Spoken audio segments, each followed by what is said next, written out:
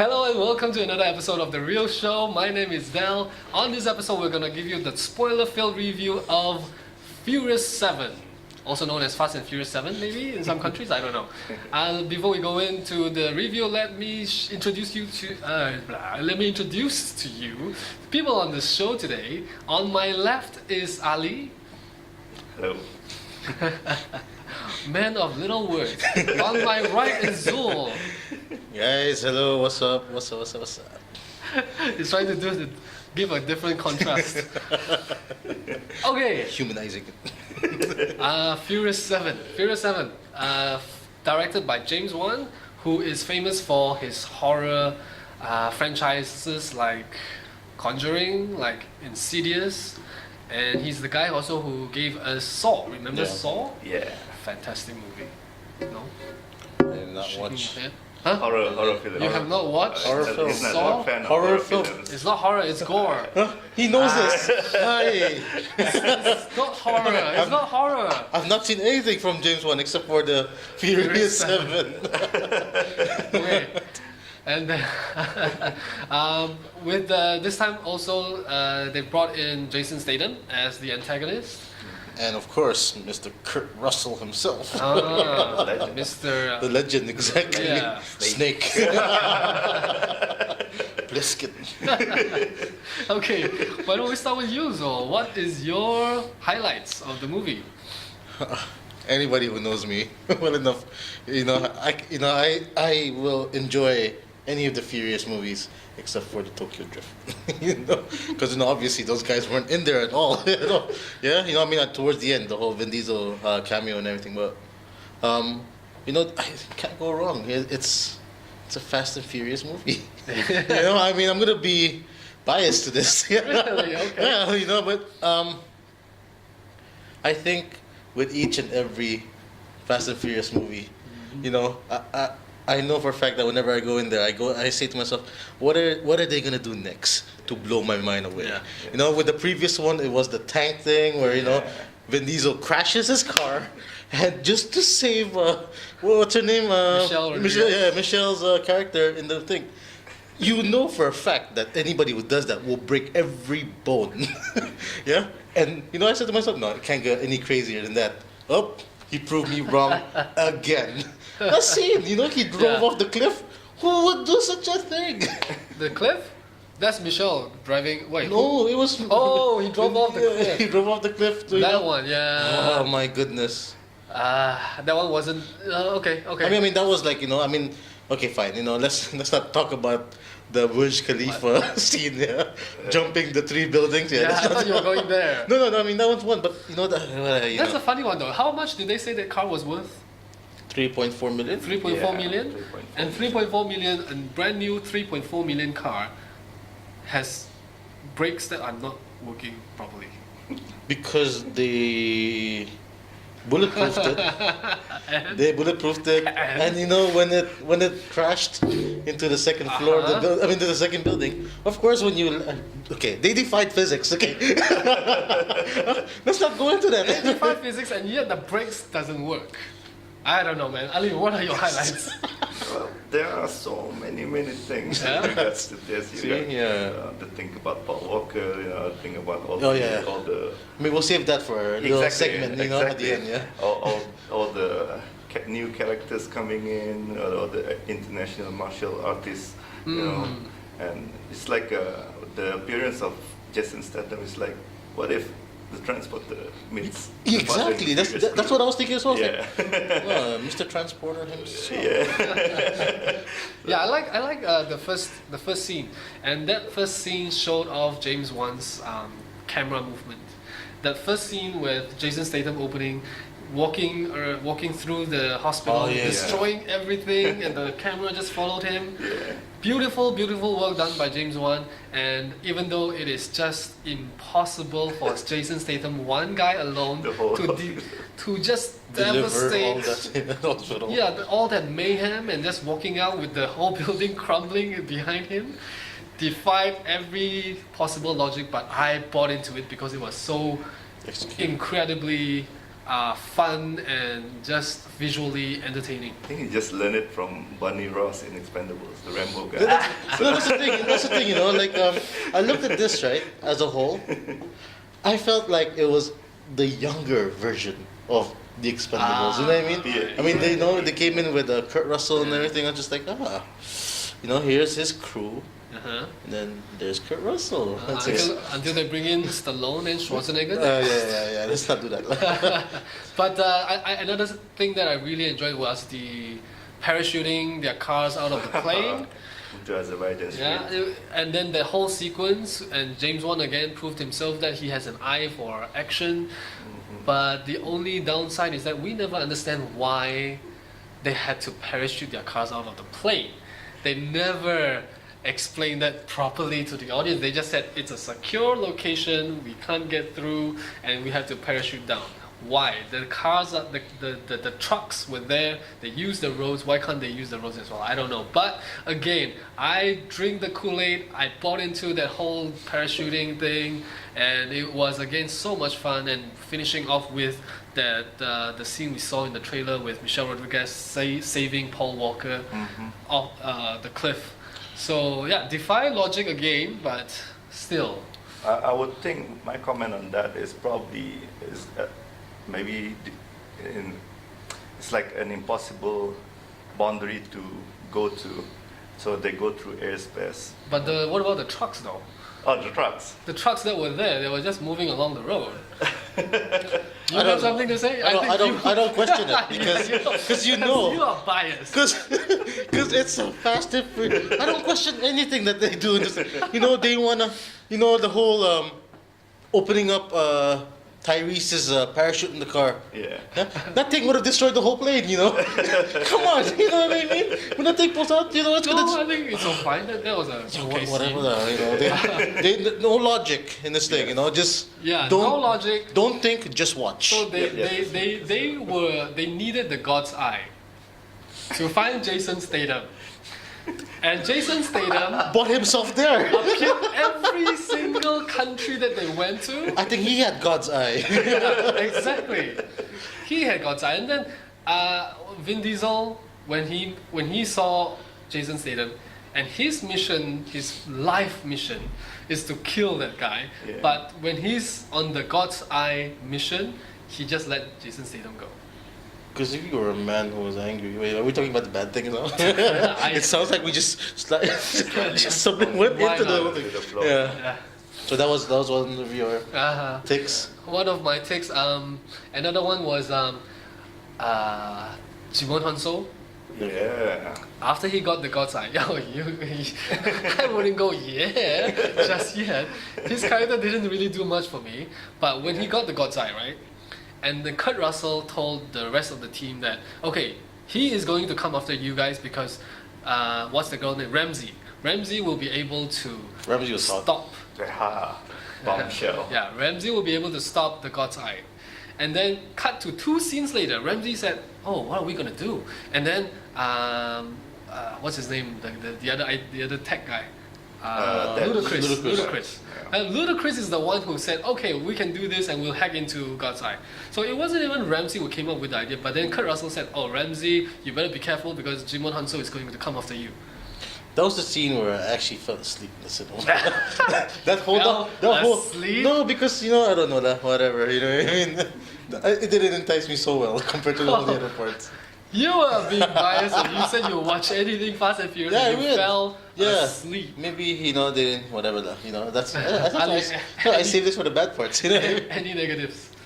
Yeah, I know that in terms of the logical boundaries, it's off, but I'm okay with it because I've been watching the Fast and Furious franchise, and I think since the Fast 4 and Fast 5, it's becoming more and more out of logic. They went out of the whole street racing to this whole... Yeah, it's just a street racing crew, crime, criminals, and they become this embroiled into international warfare, espionage. So the plot itself is something, there's a flaw in the plot itself. I think it needs to be improved a bit. Yeah. What about Zoe? Things that jump out at you. No, other than even performance? though I did say like don't think of don't think of the whole logic thing and so forth. There were still things that you have to question. Take for instance the car park, huh? The car park scene. Yo, that car could have been crushed, right? Yeah, you know what I mean? yeah. I was just going. Okay, I get it that they are supposed to blow your mind away with illogical stuff, but come on now. That scene. There's that, and the one-liners were not too bad. They're okay. Yeah, they're I okay. think James Wan did so well directing the actors that those cheesy lines between Michelle Rodriguez and Vin Diesel, they didn't like jump out at me and gave me goosebumps, the wrong kind of goosebumps. And also one last thing, right? One last thing. Yeah. Didn't you ever question how these guys? I mean, okay, it's a mission, right? Set by by the U.S. to capture Mm-hmm. Jason Statham's Yeah. character, right? Derek Shaw, right?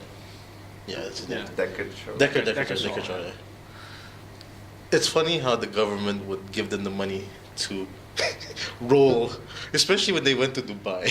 Yeah. So they crashed the 3 buildings. Yeah. And no repercussion. No repercussion. They all came in. Because Maseratis and Yeah. Ferraris and Lambos. I was Grass and like, all. I don't think any government would sponsor that for anyone.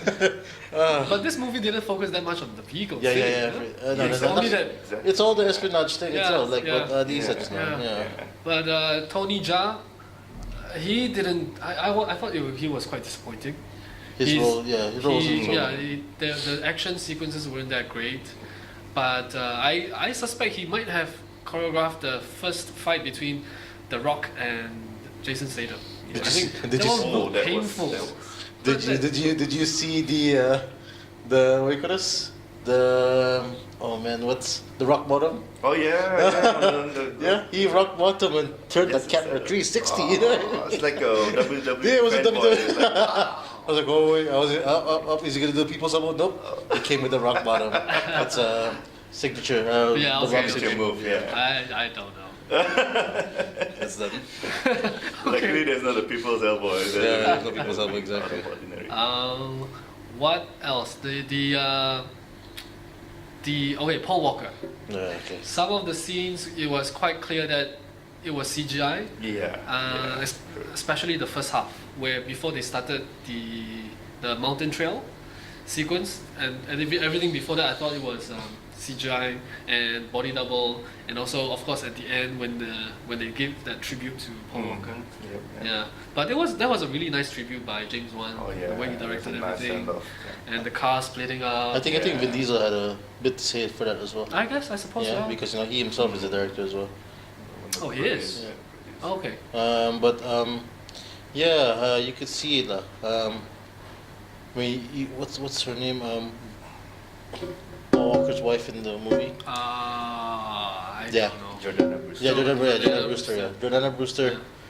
Has become more dominant in the scenes. Where, Yeah. So you Where- can actually see There was this phone call made by Vin Yeah. Diesel and to her, which was supposed to be for for Paul Paul Walker, I Yeah. suspect. Yeah. That's why, and it was really.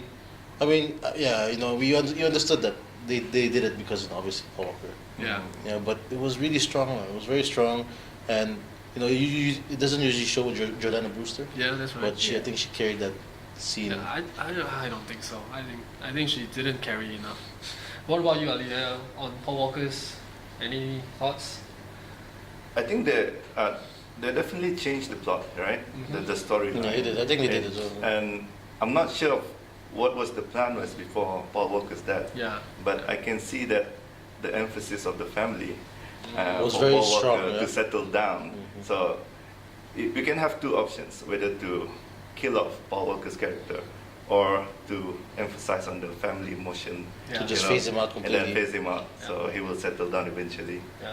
So Yeah. at the end of the day, And I liked it, how they phased it off. I think it was in Fast 5 where Vin Diesel leaves them. I don't remember Fast Five. And they never leave much of an impression on me. Actually. Oh, okay. So then in Fast 5, I think it's either Fast 5 or Fast should be Fast 4 or Fast 5, where Vin Diesel wants to leave his family behind, and then Paul Walker catches up with him. It's like, hey, you're leaving without saying goodbye.